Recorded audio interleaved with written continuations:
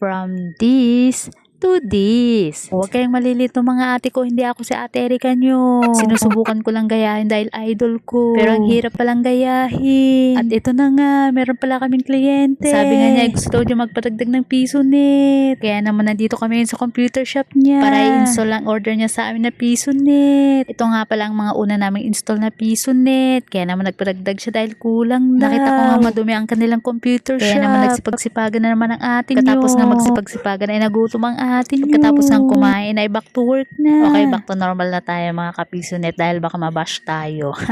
Kakapanood mo yan ng vlog ni Erica. At ito na nga mga kapisonet dahil medyo madumi ang computer shop ni client ay lilinisan muna natin yan. At pagkatapos ko nga maglinis mga kapisonet ay nag-umpisa na ako mag-crimping ng UTP cable. Ito kasi ang magsisilbing daloy ng internet papunta sa ating mga pisonet. At maingat kong i-color coding yan para hindi tayo magkamali. Dahil pag nagkamali ako ng color coding mga ate ko ay hindi gagana ang ating pisonet. Pagkatapos ko nga mag-crimping mga kapisonet ay lilinisin ko naman ang area. Para naman malinis at maayos namin iiwanan ang computer shop ni client. Malay mo, bigyan tayo ng tip ni client. Charis! Mas maganda kasing aalis ka ng malinis para naman walang masabi ang client. At ito na nga ang aming finished product. Plug and play at lifetime na pagkakakitaan. Basta't maraming bata sa inyong lugar, tiyak na may kikitain Dahil sa panahon ngayon ay nakatutok na ang mga bata sa gadget at laro. Kaya naman hindi ka talaga dito masisiro.